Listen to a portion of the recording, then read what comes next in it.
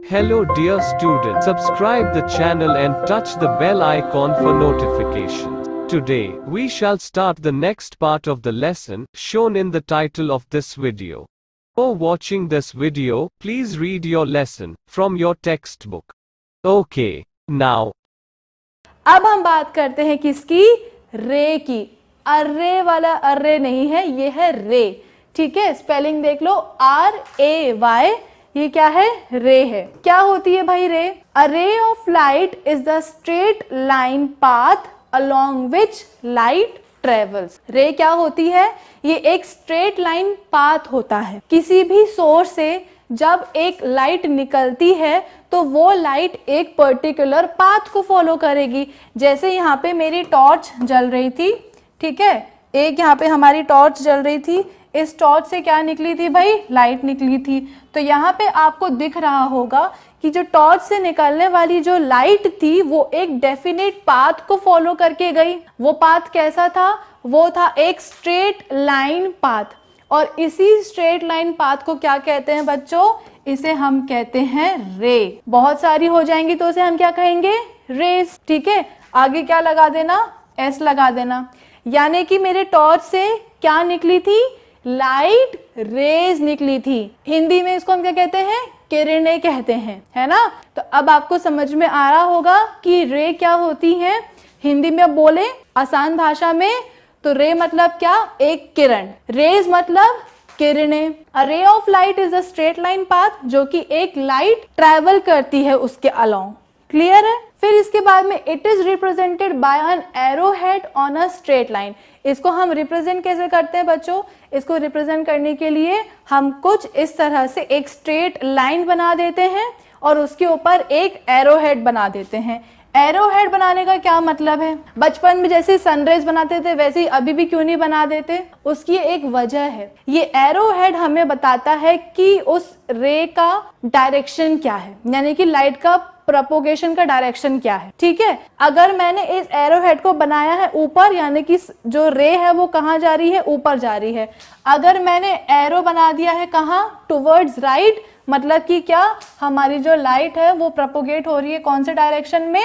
Towards right direction. Clear है? A number of rays combine together form a beam of light. जब कई सारी race combine हो जाती हैं तो उसे हम क्या कहते हैं? बीम ऑफ लाइट कहते हैं। ठीक है, यहाँ पे अभी अभी मैंने टॉर्च बनाई थी, चलो फिर से बना देते हैं। ठीक है, ये बन गई टॉर्च। इस टॉर्च से मैंने आपको क्या बताया था कि रेज निकल रही हैं, लाइट की रेज निकल रही हैं। और अगर मैं उन सभी रेज को कंबाइन कर दूं तो ये कॉम्बिनेशन जो है ना, ये कॉम्बिनेशन क्या कहलाएगा? ये कहलाएगा बीम। लाइट बीम, एक किरण यानी कि रे, बहुत सारे किरणें यानी कि रेज, और उन सभी रेज को अगर मैंने एक कॉम्बिनेशन बना दिया, एक पैकेज बना दिया, तो उस पैकेज को मैंने बोला बीम। ठीक है, और उस बीम को भी a narrow beam of light is called pencil. और एक पतली सी जो, नैरो मतलब कि सकरा, तो एक जो सकरी बीम होगी लाइट की, उसे हम क्या कहेंगे? पेंसिल कहते हैं। ठीक है, अब ये जो पेंसिल है ना, नॉट दिस पेंसिल, ये वाली पेंसिल, ये जो पेंसिल है ये भी तीन टाइप की होती है। कौन कौन सी? Convergent, divergent and parallel. ये वर्ड्स हो सकता है आपके लिए नए हो, लेकिन इनका मतलब आपको पता होगा। सूरज की किरणें कैसे बनाते हैं भाई? सूरज की किरणें कुछ इस तरह से बनती हैं। ये क्या है? डाइवर्जेंट रेज हैं। डाइवर्जेंट मतलब क्या? कि दूर दूर तक स्कैटर हो जाना, अलग अलग हो जाना, समझे? दूर दूर तक अलग हो जाना। जैसे कि मूवीज वगैरह में दिखाते हैं, किसी कॉमेडी सीन्स वगैरह में, कि गेट खुला और सब लोग जो है ना स्कैटर हो गए अपनी अपनी जगह पे, एक साथ जो है ना बाहर निकल गए। वो क्यों? वो भी क्या है? एक पैटर्न है किसका? डाइवर्जेंस का, अलग अलग हो जाना। सोर्स जो था वो क्या था? सन था। सन से जो निकलने वाली रेस थी वो क्या हो गई? डाइवर्ज हो गई, अपने अपने रास्ते पे चली गई। तो ये क्या हो गया? ये हो गया डाइवर्जेंट पेंसिल। यानी कि पेंसिल मतलब क्या? कि एक नैरो बीम ऑफ लाइट। यानी कि डाइवर्जेंट पेंसिल मतलब क्या होगा? कि एक ऐसी बीम ऑफ लाइट जहां की रेस कैसी है?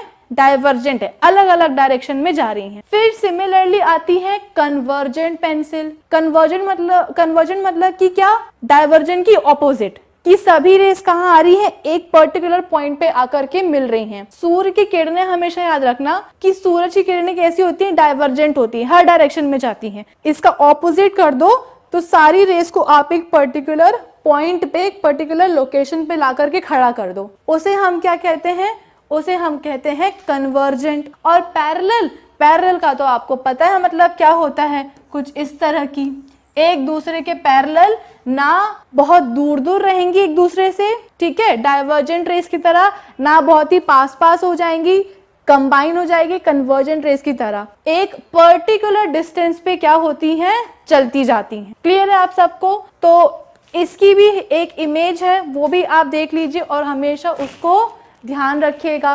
कन्वर्जन मतलब क्या होता है, it is that in which rays of light go to meet at a particular point O, एक पर्टिकुलर पॉइंट पे मिलती हैं। The width of the pencil goes on increasing as the rays proceed forward. ठीक है, क्या बोल रहे हैं यहाँ पे, कन्वर्जन में क्या हो रहा है, बेसिकली सभी जो रेज हैं आकर की क्या होती हैं, कंबाइन हो जाती हैं। ठीक है, तो जैसे जैसे लाइट की रेज आकर के कंबाइन होगी तो बीम की, सॉरी ये इंक्रीजिंग नहीं है, इट शुड बी डिक्रीजिंग। ठीक है, आप खुद ही देख सकते हो कि एक पर्टिकुलर सोर्स से हमारी लाइट जो है वो चली आ रही है और पहले ये किरणें कैसी थी, रेस कैसी थी, दूर दूर थी, लेकिन जैसे ये एक पर्टिकुलर पॉइंट पे आकर के मिलेंगी तो ये जो विड्थ होगी यानी कि जो चौड़ाई होगी पेंसिल की वो क्या हो जाती जाएगी, कम होती जाएगी, डिक्रीज होती जाएगी, समझे। और डाइवर्जेंट में क्या होता है, इंक्रीज होती जाती है। क्यों, सूर्य की किरणें बना दो, ये देखो अब ये जो पूरी पेंसिल की जो विड्थ है, जो चौड़ाई है वो बढ़ती जा रही है। क्लियर। और पैरेलल में क्या होता है, पैरेलल में तो कांस्टेंट होती है। क्यों, क्योंकि सभी रेज एक दूसरे के पैरेलली चलती है, एक पर्टिकुलर डिस्टेंस पे चलती है एक दूसरे से। क्लियर है आप सबको। इसी से रिलेटेड एक इमेज है, इस इमेज को आप हमेशा ध्यान रखिएगा। ये है पैरेलल बीम्स, ये है डाइवर्जेंट बीम और ये है क्या, कन्वर्जेंट बीम। सभी रेज पास में आ गई तो वो हो गया कन्वर्जेंट, दूर दूर चली गई तो क्या हो गया, डाइवर्जेंट, और एक पर्टिकुलर डिस्टेंस पे अगर एक साथ मूव कर रही हैं तो वो हो गई पैरेलल। सॉर्टेड। आई होप आज के लेक्चर में जो भी चीजें हमने सीखी हैं वो आप ध्यान से सुन लोगे और हमेशा याद रखोगे। क्या क्या पढ़ लिया हमने आज? हमने पढ़ा था क्या, सबसे पहले लाइट का source, luminous, self luminous and non luminous. फिर इसके बाद में दूसरा हमने कौन सा पढ़ा, दूसरा हमने पढ़ा रे। रे क्या होती है, तीनों टाइप की रे पढ़ ली, पेंसिल पढ़ ली, कन्वर्जेंट, डाइवर्जेंट एंड पैरेलल। और फिर सबसे interesting media, transparent, translucent and opaque. I hope ये चीजें आपको समझ में आ गई होगी। अब नेक्स्ट वीडियो में हम स्टार्ट करेंगे न्यू टॉपिक जो कि है लाइट का reflection. Dear students, this brings to the end of this part of the video. Hope you must have understood everything. Do not hesitate to put your comments, queries or questions in the comments box. Take very good care of yourselves and your family.